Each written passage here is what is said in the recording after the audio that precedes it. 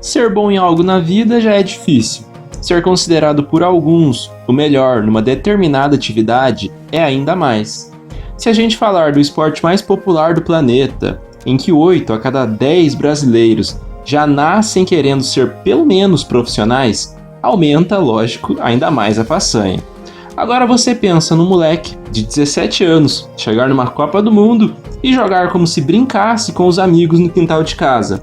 No Santos, jogar com uma leveza e uma genialidade incomparável. Viver uma carreira inteira quase no auge. Ter um peso e uma relevância para o esporte que talvez nenhum outro tenha. Um cara que revolucionou a preparação física, numa época que o esporte ainda estava evoluindo. O Pelé foi uma aberração natural, que tomava pancada até não querer mais. Fazia gols do jeito que bem entendia. Protagonizou jogadas que encantaram o planeta bola. Hoje a história é dele, Pelé. Edson Arantes do Nascimento nasceu no dia 23 de outubro de 1940, na cidade de Três Corações, estado de Minas Gerais. Filho de João Ramos do Nascimento, o Pelé era o irmão mais velho de 2 irmãos. O nome, Edson, foi homenagem a Thomas Edison, inventor da lâmpada. Ele cresceu na pobreza na cidade de Bauru, em São Paulo. Chegou até a trabalhar em lojas de chá para ajudar a família. E ele começou a jogar muito jovem. Teve uma passagem de destaque pelo Bauru quando tinha apenas 13 anos. E daí chamou a atenção de diversos clubes. O principal deles, lógico, o Santos. Mas a sua mãe não queria que ele saísse da cidade e nem fosse jogador. Mas aos poucos essa resistência foi acabando e a lenda que conhecemos foi nascendo. Em 1956, a promessa já mostrou seu valor e chocou o treinador do Santos, Lula. Então, aos 16 anos, o Pelé já assinou seu primeiro contrato como profissional. Foi só no mês de setembro, quando tinha 15 ainda, que ele fez o seu primeiro jogo da sua carreira. Foi uma partida amistosa, e ele já marcou o seu primeiro gol, contra o Corinthians de Santo André. No ano de 1957, começou na reserva, por ser considerado muito jovem, mas não demorou nada para se tornar titular absoluto da equipe do Santos. Nesse ano, por incrível que pareça, o Peixe ficou sem taças, mas o atacante já deu mostras do estrago que ia fazer com números excelentes. Ele marcou 41 gols em 38 jogos que disputou. A primeira convocação para jogar na seleção brasileira foi ainda no ano de 1957, uma derrota por 2-1 para a Argentina, na qual o Pelé marcou o gol brasileiro, e ele foi tido como um futuro craque do Brasil. No ano de 1958, Pelé seguiu arrebentando no Santos, só não estava fazendo chover. No torneio Rio-São Paulo daquele ano, o Peixe foi apenas o 7º colocado, porém venceu o grande Campeonato Paulista de 58, deixando o rival São Paulo para trás. Nesse ano, pelo Santos, o Pelé jogou 46 partidas e marcou 66 gols. Antes da convocação para o Mundial de 58, o Pelé foi diagnosticado por um psicólogo da CBD como, obviamente, infantil e sem senso de responsabilidade para o jogo coletivo. Mas foram justamente essas características que fizeram do Pelé um fenômeno na Copa de 1958, porque as suas molecagens, por assim dizer, espantaram o planeta bola. Além disso, o craque iniciou o torneio do banco, mas depois que entrou no time não saiu mais, e também pudera. O cara colocou a Copa no bolso, marcou 3 contra a França na semifinal e depois fez mais 2 na Suécia, na grande decisão, na vitória por 5-2 do Brasil, garantindo o primeiro título mundial da seleção e sendo eleito o melhor jogador jovem da competição. Já consagrado com o título mundial e sendo a principal estrela do futebol brasileiro, sem sequer ter completado 20 anos, o Pelé ajudou o Santos a fazer boas campanhas no ano de 1959. O clube praiano foi vice do Paulista e da Taça Brasil, porém venceu o torneio Rio-São Paulo daquele ano, com o Pelé jogando muita bola. Ele disputou 43 partidas e marcou 53 gols. Ainda no ano de 1959 foi convocado para disputar a Copa América com o Brasil.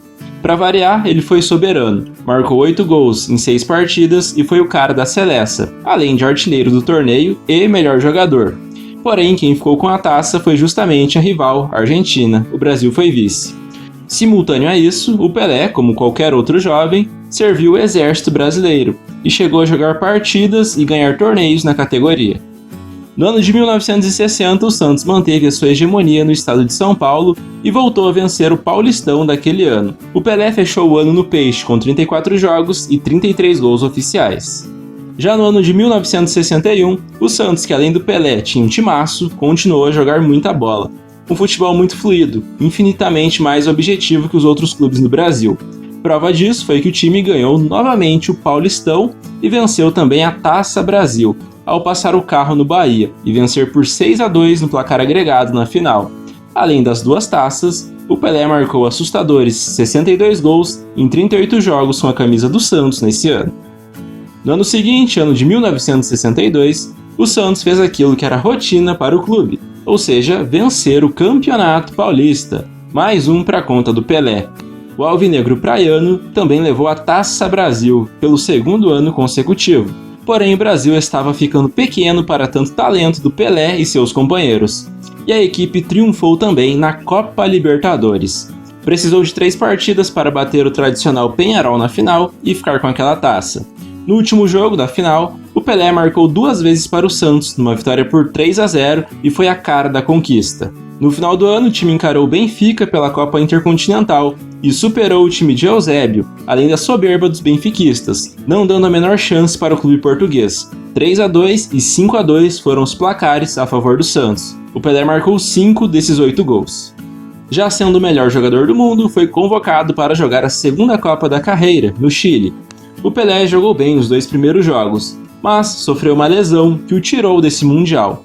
O Amarildo entrou bem no seu lugar, mas foi o Garrincha quem chamou a responsa e deitou demais, sendo o nome da Copa de 62, ajudando muito o Brasil a ser bicampeão mundial e colocando mais esse troféu então na galeria do Pelé.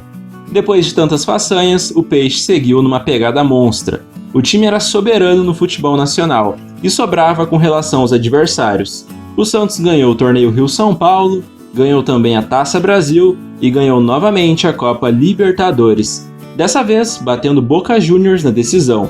Por vencer a Liberta, o time teve nova chance de disputar a Copa Intercontinental, que hoje conhecemos como Mundial de Clubes.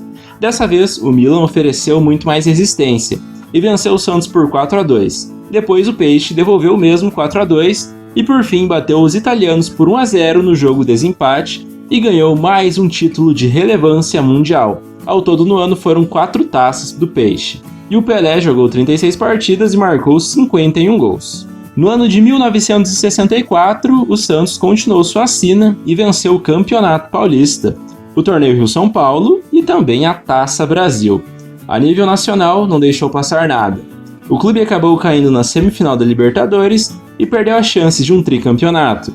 Mas em números gerais, esse ano foi mais um fora de série para o Santos, que somou mais 3 taças. O ano de 1965 do Pelé foi acima do próprio nível. O cara estava realmente imparável. O Santos, tinindo e entrosado como sempre, o ajudava a ter números e atuações de outro planeta. Em caráter coletivo, o Peixe ganhou mais uma vez o Paulistão e venceu também a Taça Brasil.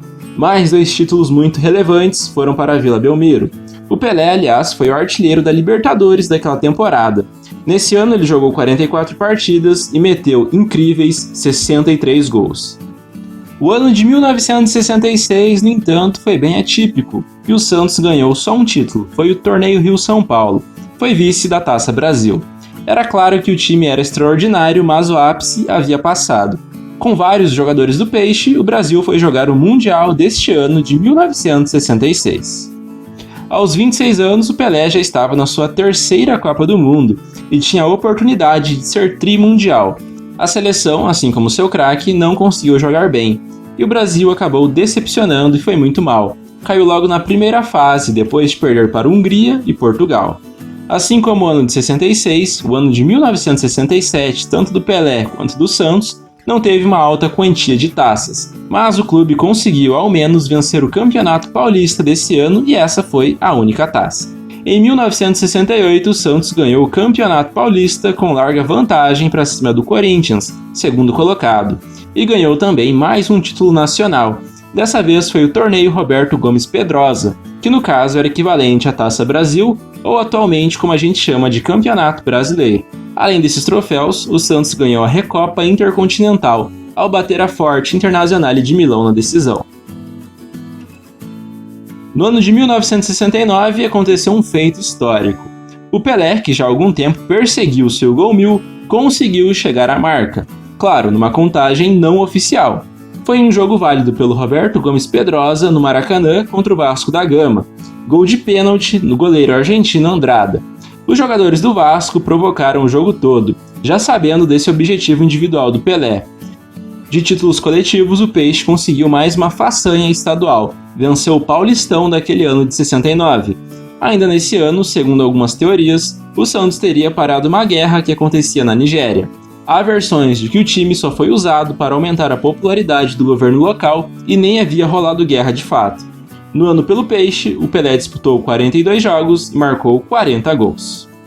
O ano de 1970 do Pelé no Santos não foi tão bom quanto diversos outros, até porque ele teve algumas lesões, e o Santos num todo não foi tão protagonista. Entretanto, foi no México que ele viveu a sua apoteose.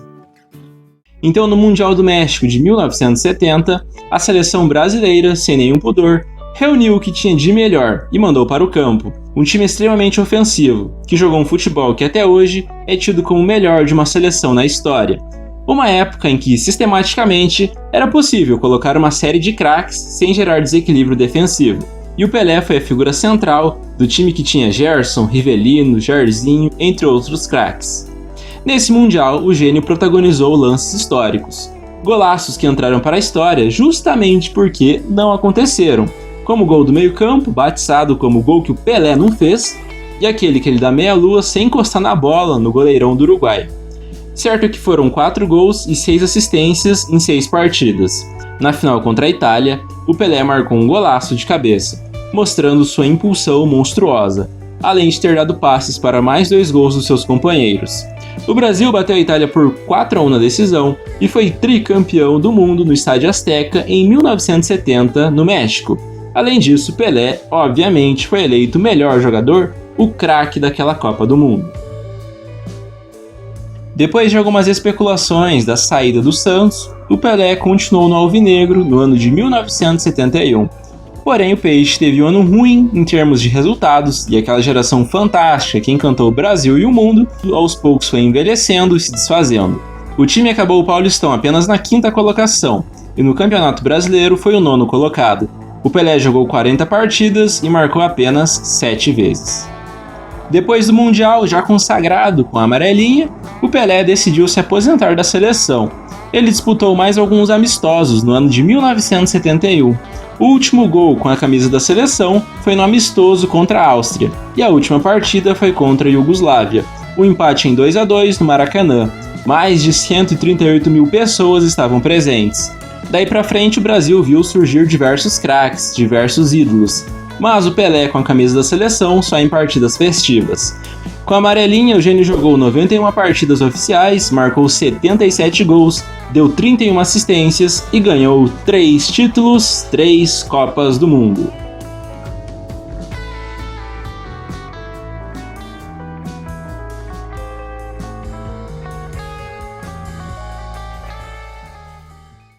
Já no ano de 1972, o Santos passou sem ganhar títulos novamente. O Pelé voltou a jogar a bola que encantou o mundo, porém ainda assim não conduziu o Peixe a grandes conquistas. O alvinegro praiano foi 3º colocado no Paulista e 6º no Brasileiro. Depois de 2 anos sem conquistas, em 73, o Santos voltou a vencer o Campeonato Paulista, ganhou um turno e a Portuguesa ganhou outro. Nesse ano, Pelé jogou 41 jogos e marcou 26 vezes. O ano de 1974 foi marcado por ser o último do maior jogador da história do Santos defendendo o clube. Foi especulada uma possível volta para a seleção brasileira, para jogar a Copa de 74, na qual a seleção também foi bem abaixo das expectativas, porém isso nunca aconteceu. E depois de 19 anos, o craque deixou a sua casa.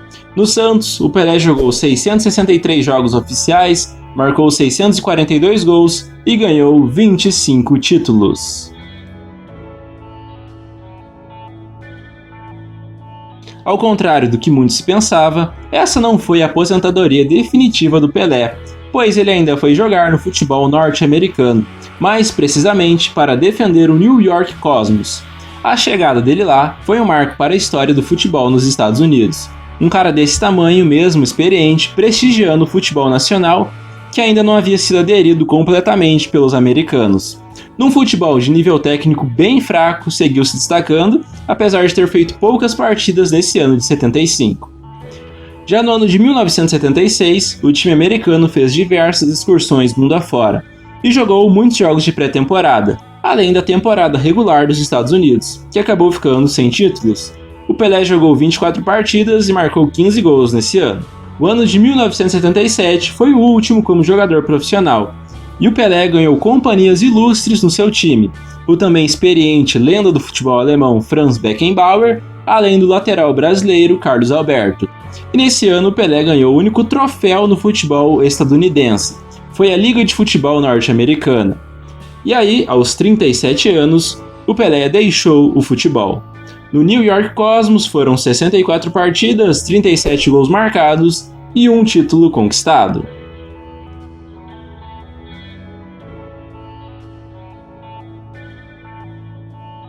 Sendo assim, atuando pelos dois clubes na carreira, o Pelé somou 727 partidas, marcou 679 gols, deu aproximadamente 324 assistências e ganhou 26 taças oficiais.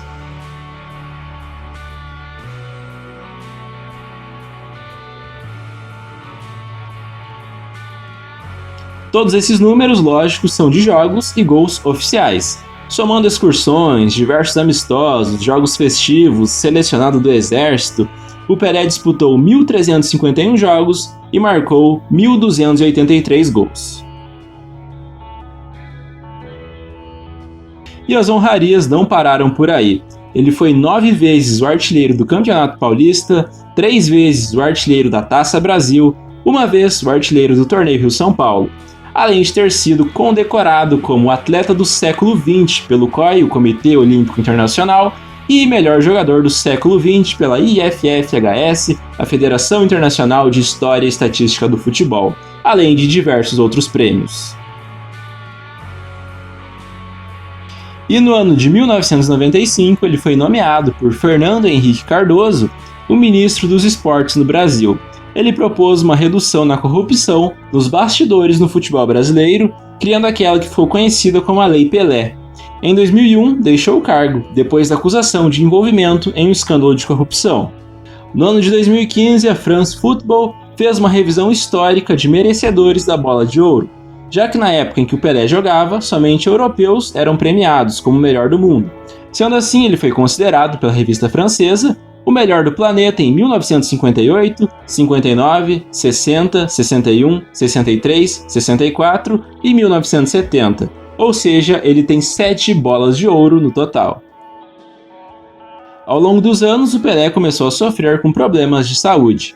Recentemente, no mês de janeiro de 2022, ano em que vai completar 82 anos, esteve no Hospital Albert Einstein para dar sequência ao tratamento do tumor de cólon, identificado em setembro de 2021.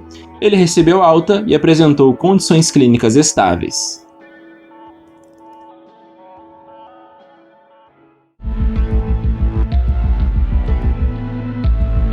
Rei, no dicionário, é aquele que é soberano, aquele que detém o poder absoluto.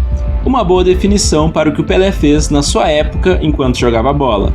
Um fenômeno que estava anos-luz à frente dos demais jogadores. Chegava até a ser apelação, uma covardia jogar contra o famoso Santos de Pelé. A quem assistiu até aqui, eu só tenho a agradecer. Se você gostou desse vídeo, eu peço que você dê o seu like e que compartilhe o canal com os seus amigos, que semana que vem tem mais. Então até a próxima e falou!